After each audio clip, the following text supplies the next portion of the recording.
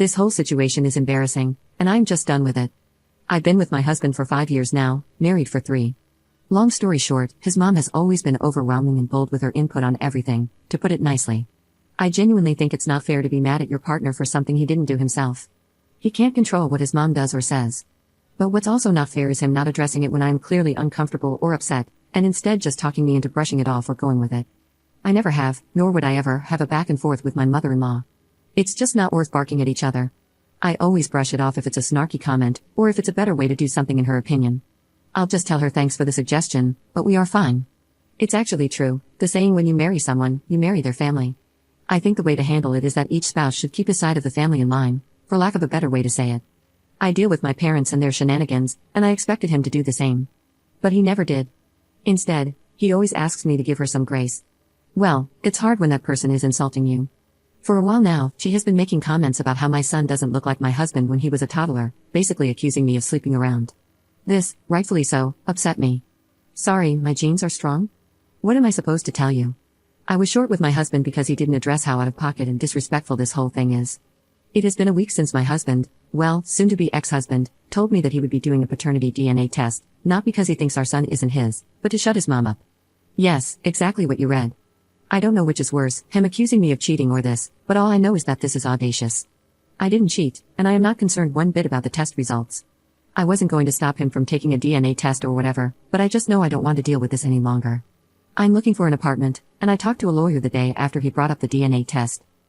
We'll be getting the results in 2 days. I almost can't wait.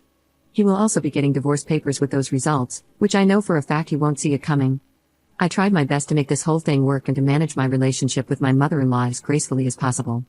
But thinking about it, it's not just my mother-in-law that's the problem, how he is handling things is also a problem. And as a side note, I have never been more glad that I didn't leave my job when I got married. He makes more than enough to take care of the financial side of things. I thought I would get bored, but I only have to be on site 2 days per week. Also, I really love my job and the company, so I didn't leave. I know that divorce can be hard on kids, but I also experienced the other side. Living with 2 parents who hated each other and fought almost all the time is as hard, maybe even harder. They thought that staying together would be good for me and my siblings, but newsflash, it wasn't. It was traumatizing, to say the least. I don't want my son to live like that because, I'll tell you one thing, I just can't stand my husband anymore. I don't know if this is a weird way of saying it, but I just don't respect him anymore, if that makes sense. I just see an unreliable man, and I know for a fact that our fights won't be the same as before. I would have said what a waste of 5 years, but I have a sweet and smart gremlin now, and having a child really pushes you to be better and to do better, so I can't complain. Update 1. Here to update you, as a lot of people were interested. But real quick, I have a comment about my last post. Please, if you are going through something serious, think twice before posting it. Obviously, I was expecting people to tell me I'm overreacting, but seeing people leave comments like, "You're a disgusting piece of crap, and I hope he takes your child from you in the divorce so you realize what kind of monster you are," was unnerving. As for the update, the day he was supposed to receive the results, I called my father-in-law and invited them to come over that evening. My husband was working when he got the results. He sent them to me and told me he would talk to his mother to finally put this to rest. I informed him that I had already invited them for that evening and that I was just waiting for my apology before I left. I asked that he come home so we could talk before they came over. He called, and I basically told him that this is not working for me anymore. I've already talked to an attorney, filed for divorce, and it might be more expensive than a paternity test, but it would be more effective in making his mother happy. And no, I don't care that he was working when I told him. I don't think you would have either. He left work and came home. Long story short, we had a spectacular fight. He said that I am not thinking about our son and that I am overreacting because it's not like he went behind my back. And if he knew that I was this upset, he wouldn't have done it. But he knew how I felt about it. We had a heated argument when he brought it up. He just didn't care. When I gave him the divorce papers, he said he wasn't signing anything and that he'd ask his mother to apologize when his parents arrived to get it over with. Listen, I don't need him to sign it to get a divorce. It would only make things complicated, that's it. His mother said, "I have nothing to apologize for. I'm not going to apologize for having suspicions. I didn't accuse you of anything, and you can leave if you want to." So that's that. I did leave that night because I wasn't going to get an apology, and he didn't seem to understand that him reinforcing that it's okay for her to do what she did is exactly why I want a divorce in the first place. He eventually told his parents he'd be coming over from time to time to check up on them, as he is their only child, and not to bother coming over anymore until she apologizes. She wasn't amused. She told me I am taking her son away and some whore would take my son too. She is not someone that you can talk to, I'll tell you that much. It's like talking to a wall. All she knows is insulting or being passive-aggressive on a good day. But anyway, we are not getting a divorce, at least not yet. We talked the day after. He said I can always file for a divorce, but we should at least try couples counseling because he doesn't want to co-parent. Edit. He doesn't want to lose his son, plain and simple.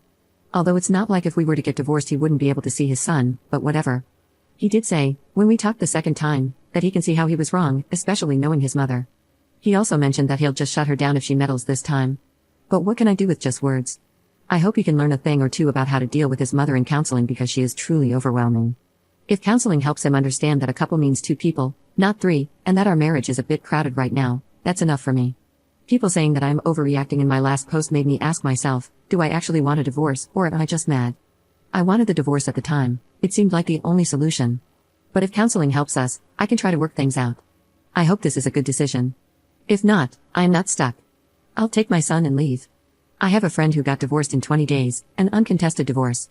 When you are on the same page regarding how things would be divided, including custody, it's a matter of how long the court takes to review and finalize the divorce, and you'll be done. That was my plan. Nonetheless, I'm the one working from home, and my son is still so young. It's totally up to him. If he wants to see his son every day when he gets off work, or if he wants to see his son just a couple of times per week. Because I am not tolerating this anymore. Also, someone asked, I'm curious why they asked for the test and why you're so against it. I don't want to assume there were some troubles in the past, but I feel like there's a lot of let up and information left out here. At this point, I've shared so much that these aren't too many details, I guess. I am not religious, and I also dated women at a certain time. She doesn't like that and thinks that me not being religious or not being straight means I have no values or something. She hates that her son married a non-religious person. He is a believer, but he's a non-practicing believer. Either way, his religion or my lack of belief doesn't cause us any problems in our day-to-day life. I hope this clarifies things for you. Oh, and one last thing. People in my last post were debating if paternity tests should be mandatory or not. I thought that from what I wrote, it was clear I didn't cheat and I have nothing against the paternity test itself. It should be obvious to everyone that it's not fair for the child nor the man to be tricked into living a lie. If he was the one who had suspicions, that's a big deal. We would have talked about why he thinks that, taken the paternity test for his peace of mind, and made sure we can trust each other, then moved on, all without anyone interfering, let alone requesting the paternity test.